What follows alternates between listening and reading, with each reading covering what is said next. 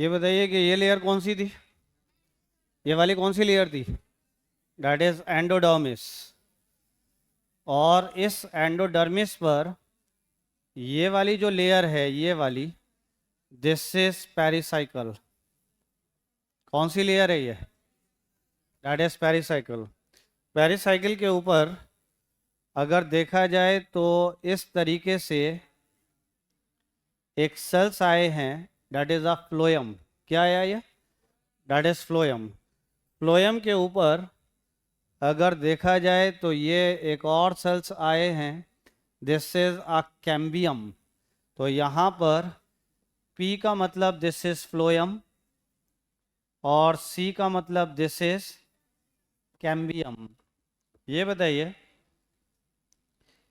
कि vascular bundles के बीच में ही है ना ये कैम्बियम, और जब वास्कुलर बंडल्स के बीच में कैम्बियम है तो इसका नाम पड़ गया that is a vascular cambium या फिर सिंपली कैम्बियम। ठीक है, तो इसका मतलब एंडोडर्मिस के ऊपर कौन सी सेल्स हैं? जी, एंडोडर्मिस के ऊपर कौन सी सेल्स हैं? पेरिसाइकिल। पेरिसाइकिल के ऊपर फ्लोएम के ऊपर जी दैट इज कैम्बियम, और कैम्बियम के ऊपर भी अगर देखा जाए तो इसका मतलब ये इस तरीके से सेल्स होंगे, या फिर ऐसे कर लीजिए कि दिस इज, ऐसे सेल्स हैं ये बताइए कि स्टेम के अंदर एग्जार्च कंडीशन होती है या एंडार्च? एंडार्च का मतलब क्या है? प्रोटोजाइलम किस तरफ होगा? हाँ जी। और मेटाजाइलम? तो इसका मतलब ये देखिए ज़रा, मैंने सही बनाया है या नहीं? देखिए ज़रा, ये ऊपर वाला जाइलम कौन सा है? ये वाला। और जब यहाँ पर ये जाइलम आएगा, इसका मतलब ये जाइलम जब यहाँ आएगा तो इसका मतलब यहाँ पर और यहाँ पर क्या इसी तरीके से प्रोटोजाइलम सेंटर की तरफ आएगा? नहीं आएगा। और मेटाजाइलम किस तरफ आएगा? पेरिसाइकिल की तरफ, या ये एंडोडर्मिस की तरफ। और इस तरीके से ये जाइलम आया, ऐसे ही ये जाइलम आया। तो बताइए वास्कुलर बंडल्स में दिस इज जाइलम। ये जाइलम की बात करें तो ये किस तरीके का जाइलम है? That is endarch. क्या फ्लोएम और जाइलम एक ही रेडियाई पर हैं या अलग अलग रेडियाई पर हैं? और जब एक ही रेडियाई पर होते हैं तो वास्कुलर बंडल क्या कहलाते हैं? क्या कहलाते हैं?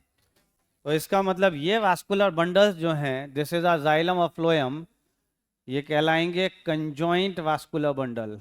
कैसे वास्कुलर बंडल कहलाएंगे? That is conjoint vascular bundle. इसी तरह यानी ये ऐसे ही इस तरीके से वास्कुलर बंडल्स आएंगे। वो समझ में आ रही है बात? और ये जो सेंट्रल पोर्शन रह जाएगा, ये वाला central portion, this is called as pith. इसको क्या कहेंगे हम? अब एक बात बताइए, जरा सोच के बताइएगा,